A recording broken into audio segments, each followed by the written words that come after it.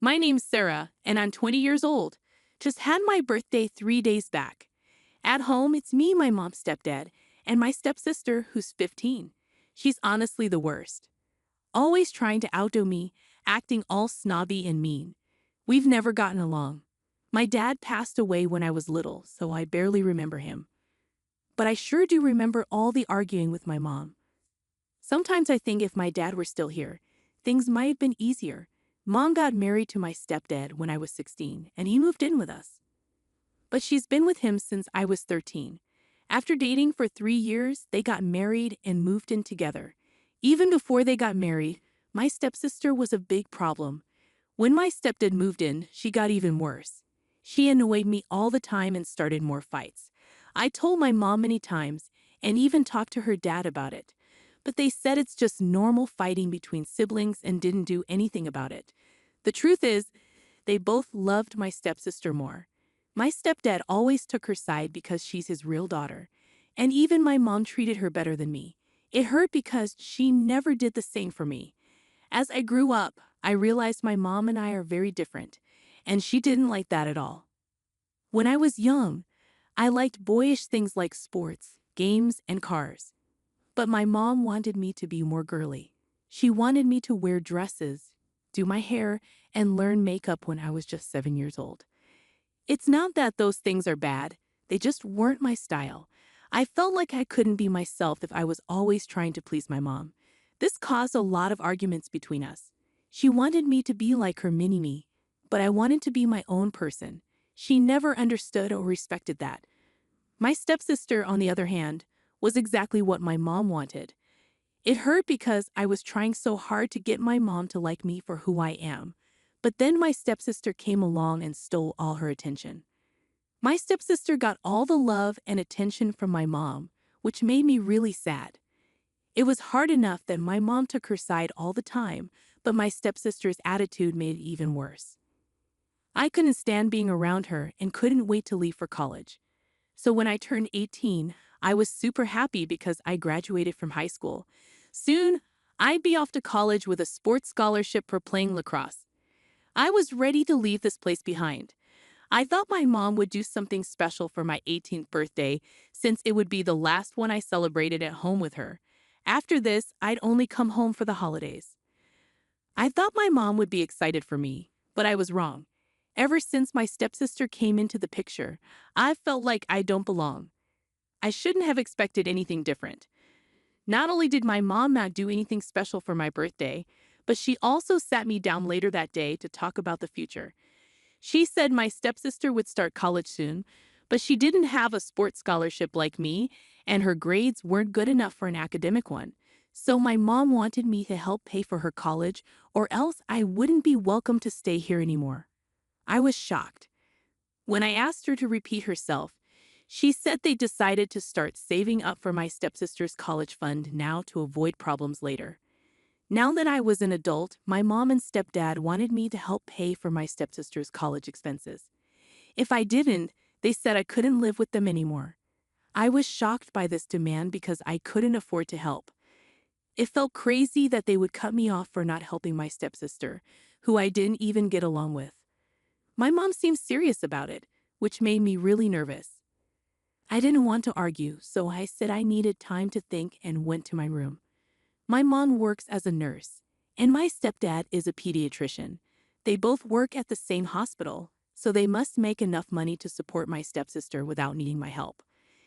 It felt unfair for them to ask me to contribute, especially since my stepsister and I didn't even have a good relationship. If we did, I might have considered helping out, but she's not a nice person, and I can't stand her. Why should I help pay for her college? It doesn't make any sense. Plus, I'm heading off to college myself soon. How can she expect me to send money when I'll need it for my own expenses? Even if I find a job there, it's not fair to ask me to chip in for my stepsister when I'll probably need that money for myself. I can't even refuse because of the threat of being kicked out.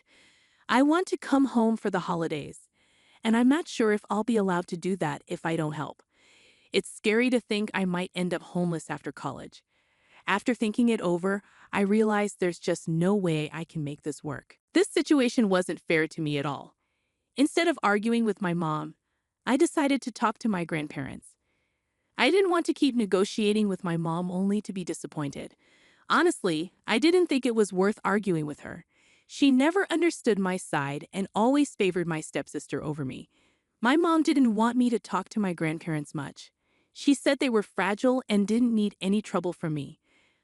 I was only allowed to talk to them about safe things and could only visit them with her, never on my own. Once, I went to visit them without telling my mom, and when I told her later, she got really upset. I decided not to visit my grandparents alone again to avoid any drama. Even though they seemed fine to me, I didn't want to upset my mom. I'd always followed her rules about how to interact with them. But that day, I knew I had to break the rules and talk to them if I wanted their help convincing my mom. My grandparents were the only ones who could make my mom listen. I really needed them on my side this time to avoid being kicked out. I couldn't imagine working through college just to help my stepsister. So I planned to talk to my mom and secretly record her repeating the conditions she'd set for me. At first, I just wanted to tell my grandparents about the crazy demand my mom made and how she threatened to kick me out if I didn't help my stepsister. But as I spoke, all my feelings came rushing out and I ended up crying while explaining everything to them. I guess I wasn't handling my mom's rejection as well as I thought.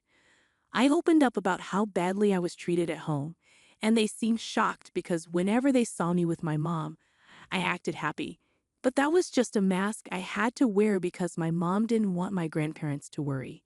She said they were too old and sick.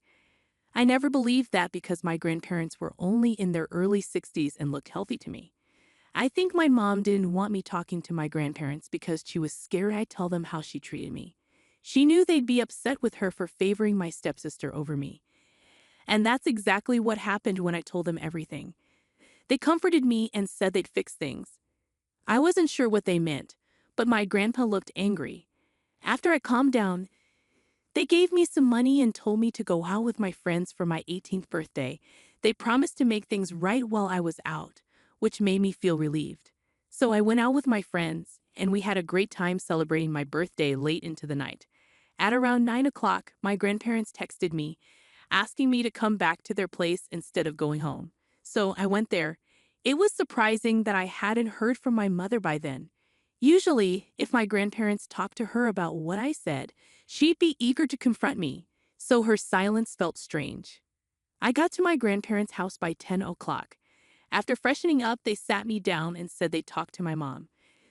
They assured me that everything was okay now. They explained that they asked my family to leave the house they were living in so they could transfer ownership to me. Turns out that house was a wedding gift from my grandparents to my parents, and they've been living there ever since.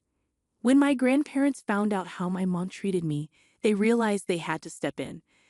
They talked to her and asked her to take back what she said to me and treat me better. Instead of admitting she was wrong, she got defensive and told my grandpa to stay out of it. She thought now that I was an adult, I should start earning and giving back to the family, or I wouldn't have a place in her home anymore.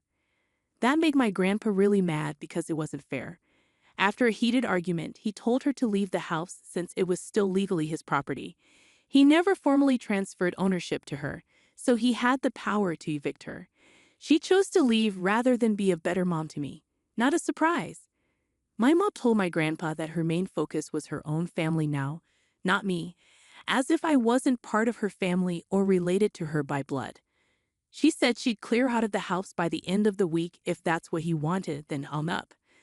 That's why I hadn't heard from her.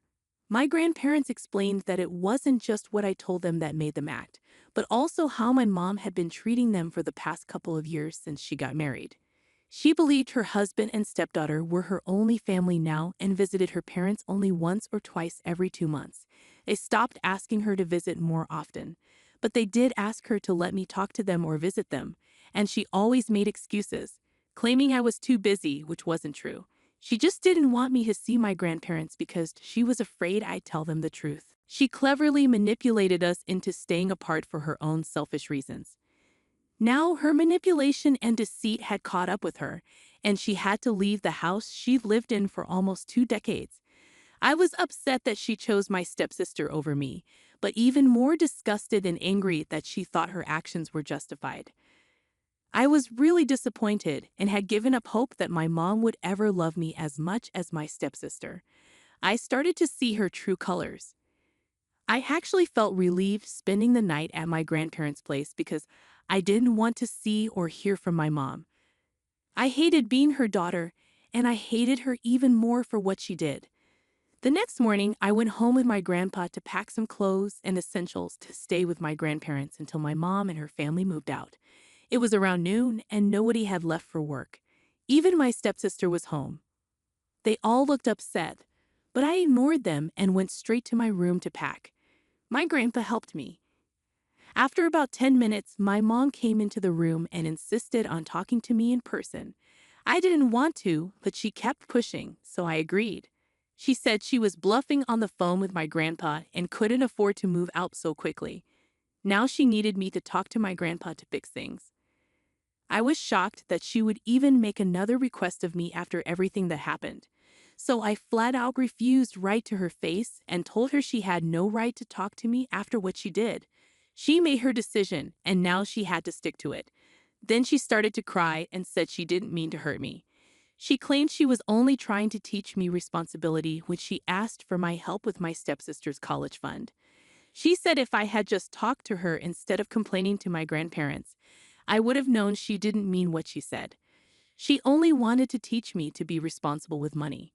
She promised that all the money I sent for my stepsister's college fund would go into a separate account that she planned to give me later if I just talked to her once about my feelings. She said she never intended to kick me out, especially over something like this. But now, because of my actions, she might lose her home, and that hurt her deeply. She said I could do whatever I wanted, but asked me to remember that she loved me and always wanted what was best for me. I was speechless and didn't know what to do. It's been 2 days and I haven't talked to anyone about it. I'm not sure if my mom was telling the truth, but I feel guilty about it. I can't talk to my friends or family, so I'm turning to you for advice. I did tell my grandparents what my mom said, and my grandpa was skeptical. He thought my mom was just bluffing to manipulate me into letting them stay. I agreed with him. I became emotional because I didn't believe my mom had suddenly changed. The only way to know for sure was to test her. So I called her and told her I still wanted my grandpa to transfer the ownership of the house to me, just in case. At first, my mom seemed surprised and tried to reassure me, but when I insisted, she got defensive and accused me of not trusting her. I argued back, saying I couldn't suddenly trust her after years of mistreatment. She snapped at me, saying she didn't want a daughter like me. This just confirmed my suspicions that she was only being nice to avoid eviction and gain legal ownership of the house. Well, she showed her true colors, and I won't let her have the house.